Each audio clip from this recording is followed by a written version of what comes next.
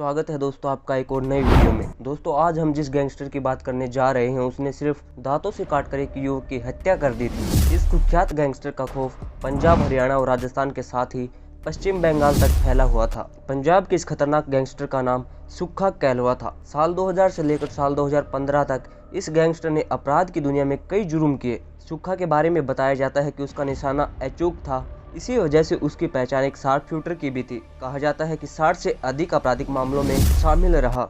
इसमें हत्या, डकैती, गैंगवार समेत कई संगीन अपराध शामिल थे। बताया जाता है कि 20 जनवरी 2015 को विक्की गोंडर गैंग के सदस्यों ने सुक्खा कहलवा की पुलिस हिरासत में ही गोली मारकर हत्या कर दी थी। उसकी हत्या के बाद उसके हथियारे पुलिस के सामने ही नाचने लगे थे। महज 28 साल की उम्र में ही सुक्खा कहलवा की हत्या कर दी गई थी। सुक्खा ने अपनी गर्लफ्रेंड हरजिंदर कौर से शादी रचाई थी। बाद में उनका तलाक हो गया था। कहा जाता है कि बॉलीवुड की एक फिल्म शूटर सुक्खा कहलवा की जिंदगी पर ही आधारित थी। फिल्म में अहिंसा से जुड़े कई दृश्य थे जिसकी वजह से उसे पंजाब में बैन कर दिया गया। 21 जून 1987 को सुक्खा कहलवा का जन्म कपूरथला के कहलवा गाँव में हुआ था। 11 अक्टूबर 2008 को उसने अपनी गर्लफ्रेंड से शादी रचाई थी और साल 2014 में दोनों अलग हो गए थे। बचपन के दिनों में वो छोटी मोटी लड़ाइयों में शामिल था। कहा जाता है कि वो बचपन से ही विदेश बसने का सपना देखता था। सुक्खा का परिवार बाद में यूएस से चला गया। सुक्खा भी यूएस से जाना चाहता था, लेकिन महज 17 साल की उम्र में उस पर अपराध के आरोप लगे थे, जिसकी वजह से वो विदेश नहीं जा सका।